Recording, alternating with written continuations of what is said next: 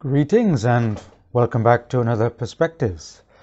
And I'm going to continue on a related theme to the last one, which was talking about Gurdjieff's hypothesis of solinunensis. And on the back of that, a friend of mine sent me a question, and what they said was they'd been reading the book Fragments of an Unknown Teaching in Search of the Miraculous by Uspensky, which those people who know about Gurdjieff's work will know that that book is one of the most comprehensive accounts and depictions and explanations of Gurdjieff's work and theories. And my friend pointed to a certain passage and said, "Have you read this, and what do you make of it?"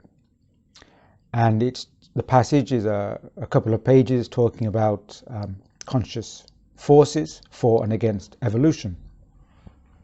And I hadn't read it because, to be honest, I've only just started to be Gurdjieff back on my radar. I read Gurdjieff and the work, The Fourth Way, as it is called, and Uspensky and those around Gurdjieff in my youth, as it were. And we're talking around 25, 30 years ago. I know, showing my age. And so, in fact, my copy of In Search of the Miraculous, I haven't been back to this for around 25 years, but something on, I think I've been meaning to go back to it recently. So I went to look at this passage, and I thought I would talk about it on the Perspectives chat because there's some interesting elements to it. Some of it may get a little technical, but I think discussing Gurdjieff's ideas around evolution and certain functions of humanity have implications and at least correspondences to life as it is now. So I hope it's going to be of interest, this chat. So I'm going to read first the extract, which I say is about 2 pages. And for anyone who's interested or does have a copy of In Search of the Miraculous, it's from chapter 15, and it's about 5 pages in on chapter 15.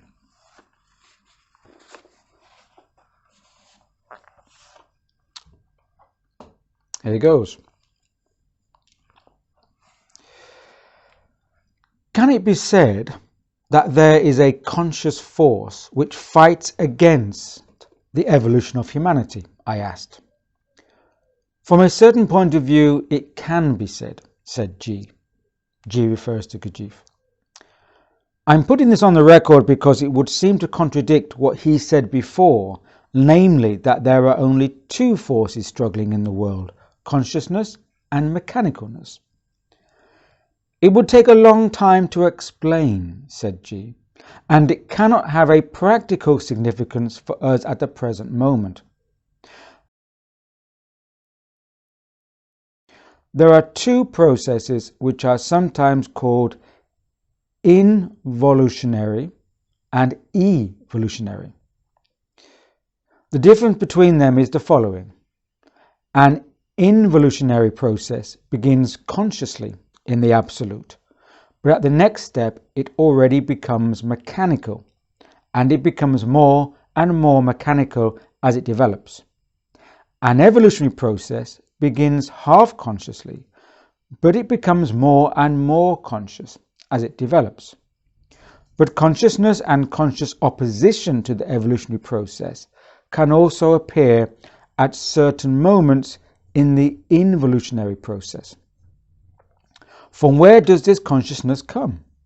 From the evolutionary process, of course. The evolutionary process must proceed without interruption.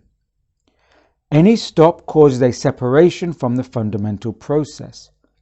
Such separate fragments of consciousness which have been stopped in their development can also unite, and at any rate for a certain time can live by struggling against the evolutionary process. After all, it merely makes the evolutionary process more interesting.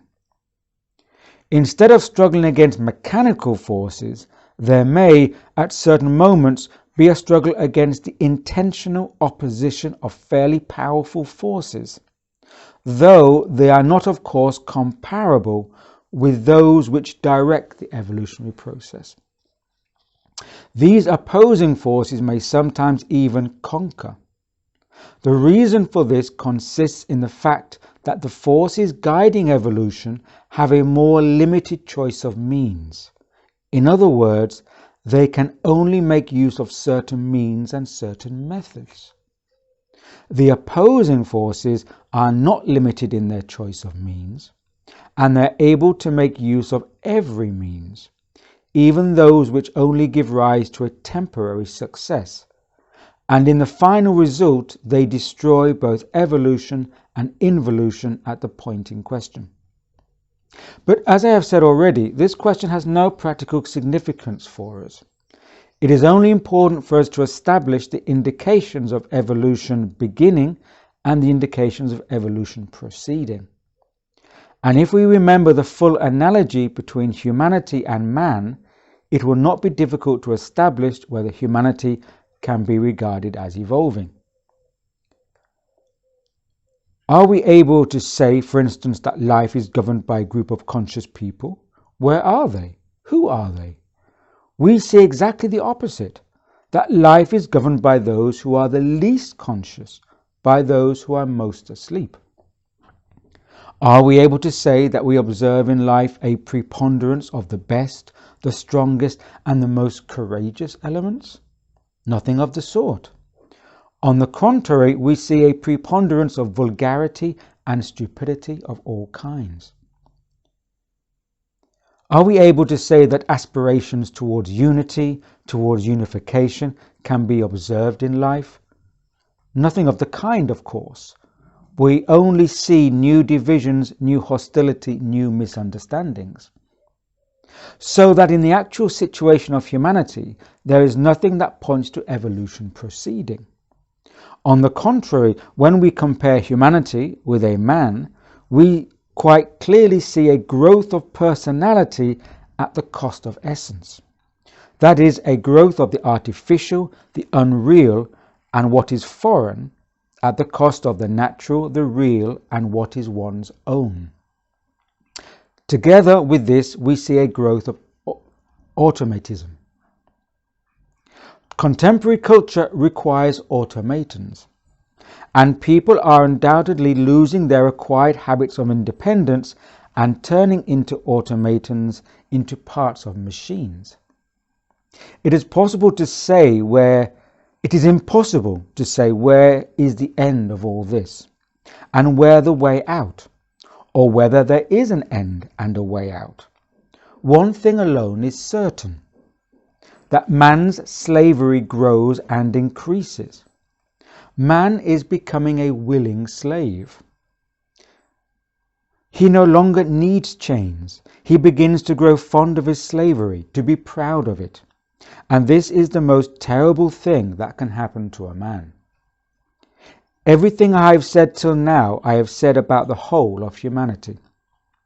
But as I pointed out before, the evolution of humanity can proceed only through the evolution of a certain group, which in its turn will influence and lead the rest of humanity. Are we able to say that such a group exists? Perhaps we can on the basis of certain signs, but in any event, we have to acknowledge that it is a very small group, quite insufficient, at any rate, to subjugate the rest of humanity. Or, looking at it from another point of view, we can say that humanity is in such a state that it is unable to accept the guidance of a conscious group. How many people could there be in this conscious group? Someone asked. Only they themselves know this, said G. Does it mean that they all know each other? Asked the same person again. How could it be otherwise? Asked G. Imagine that there are 2 or 3 people who are awake in the midst of a multitude of sleeping people. They will certainly know each other, but those who are asleep cannot know them. How many are they? We do not know, and we cannot know until we become like them. It has been clearly said before that each man can only see on the level of his own being. But 200 conscious people, if they existed, and if they found it necessary and legitimate, could change the whole of life on the earth. But either there are not enough of them, or they do not want to, or perhaps the time has not yet come, or perhaps other people are sleeping too soundly. And the chapter goes on to other interesting subjects, which I'll stop there.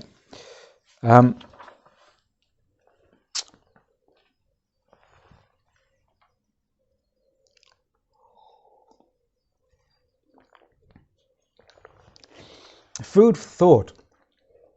There's a lot in there, and that's only the second time I've read it since my friend asked me about that. I read it once to find it and acquaint myself with it, and the second reading there, so I'm still quite raw. I haven't fully processed it, but I'm not here to process and transmit the passage. I'm here just to share my thoughts on it. And there's a lot there, and it's very dense, typical of G's work. The first part I thought interesting, that there are evolutionary forces and involutionary forces. One is going from, let's say, from a greater consciousness to a lesser, and one from a lesser to a greater. So it shows that there's always this movement, and evolution works in one way as well as involution. These are forces. At some point, it says that at some point these involutionary forces, a certain time they can live by struggling against the evolutionary forces. It's as if involutionary forces sometimes need to gain energy, to gain their food stuff by struggling against the evolutionary forces. And a lot of esoteric literature has talked about the kind of feeding off the energies, feeding off developmental energies, like psychic vampires. So at some point, these involutionary forces perhaps may need to find or latch onto or struggle with evolutionary forces in order to continue their existence, to maintain their energy source, like batteries needing to be recharged in order to maintain their state.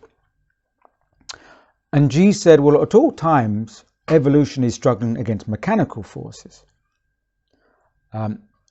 conscious forces as opposed to mechanical forces. But sometimes they have this intentional opposition.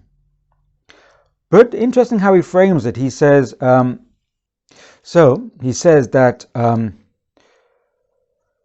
these involutionary forces are powerful, but of course not comparable with the forces that direct evolutionary process. So the evolutionary forces are much more powerful. But it says, of course, that by struggling against involutionary forces, it merely makes the evolutionary process more interesting. So G doesn't say, oh wow, oh, or heavens forbid we have these forces struggling against us. What a catastrophe. He says no. Actually it makes it more interesting for evolutionary forces, as if they're necessary, as if you need a continual friction or impetus or exchange of energy or contestation to make sure that evolutionary forces don't grow static or grow lazy, as we would say. So he's saying that these forces are there, and they sometimes just continue on their own evolutionary direction, or sometimes they may try to intermingle with the other forces going the other way, the evolutionary forces. But it's okay because it makes evolutionary forces more interesting, perhaps could accelerate them. An interesting point he says, of course, is that the involutionary forces or anti-evolutionary forces can make use of any means possible at their disposal. They have a greater, wider scope. Whereas it says the opposing forces are not limited in their choice of means, and they're able to make use of any means available, where the evolutionary forces are not. And it seems to me to be referring to a kind of natural order, whereby if you are part of the evolutionary process, you are compelled to be aligned with natural order. And so there are parameters, there are laws. And so you have to abide by those laws to stay within the order equilibrium of evolution. Whereas the involutionary forces, they have no law because they're already, I suppose, in the chaos or outside of that equilibrium or that natural order. And so they can do anything. And I think we can see an analogy upon the earth whereby many good people are trying to create better lives and to be law-abiding citizens. But then you get the criminal elements who seem to do anything that they want to and almost seem to get away with it, that the law can't catch them or can't contain them, or there are higher criminal factors way beyond the law where the law can't touch them. And we often say to ourselves, well, that's not fair, you know. The decent law-abiding citizen always, gets the bad end of the stick. But of course, the law-abiding citizen, i.e. the evolutionary developmental force, is operating within a natural law. And there's responsibility for that. But of course, the criminal anti-evolutionary forces do not abide by those laws. So they can make use of any means possible. But still remember what he says, that the opposition are fairly powerful forces, though they are not, of course, comparable with those which direct the evolution process. So no matter how beyond the law, how wild, how powerful they seem, because they're not in the stream of the natural law and not aligned with all those forces which assist the evolutionary developmental process, they may seem powerful, but they're not. They're disruptive. They have a wider scope of disruption, but less potential for directional real power, real force. Okay. And so that's why G says life seems so unjust, that life seems to be kind of led by stupidity, by those people in power. As he said, we see the opposite. Life is governed by those who are the least conscious, by the most asleep. We see divisions, hostility, misunderstanding, vulgarity, stupidity. We don't see aspirations towards unity, unification, balance, harmony. And we see a growth of automation. And this actually, Gurdjieff was talking about this in the 1920s. And now, of course, 100 years later, the idea that humanity is, or individuals are machines, automatons, is much more powerful, much more relevant according to the vocabulary in the context of technology.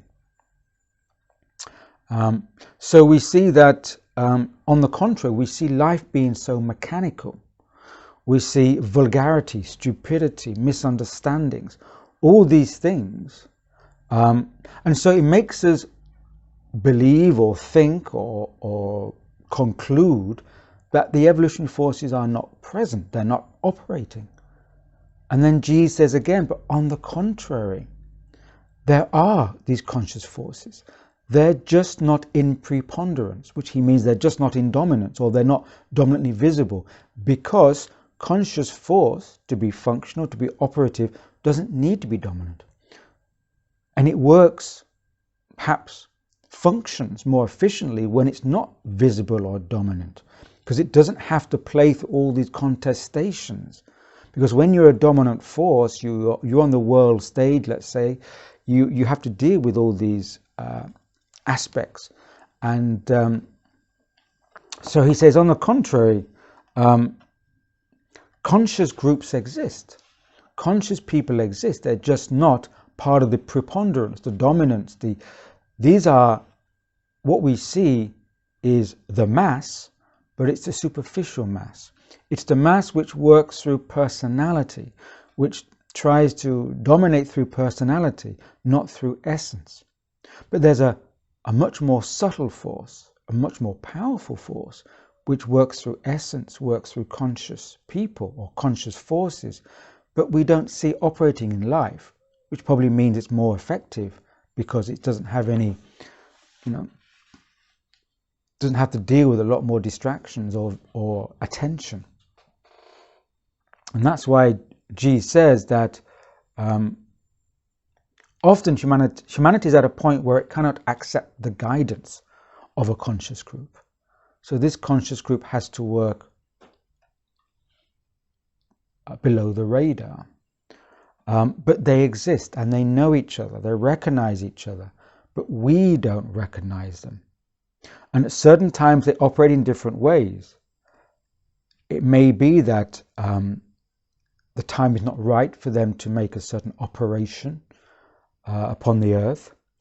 As it says, perhaps they do not want to. All the aspects and elements, the time, place and conditions and circumstances are not aligned or ideal. Or the time has not yet come. Timing is always important. Or perhaps other people are sleeping too soundly. Perhaps they're waiting for a few more conscious people to arrive and awaken. So a lot of stuff in those 2 pages, and I could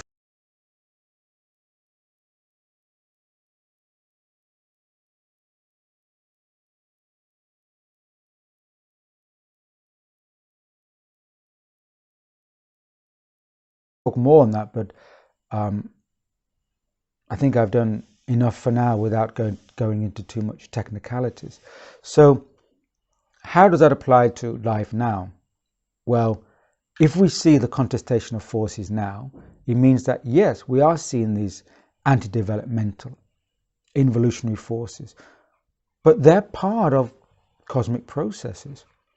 And it may be that they are necessary for evolutionary forces to move forward. And although they may seem powerful, visibly wise, because across the earth we see this rise in automations, machinic behavior, stupidity, vulgarity, disruption, dissonance, they have to do all this show because in comparison to real conscious force, they're not powerful. They only appear so.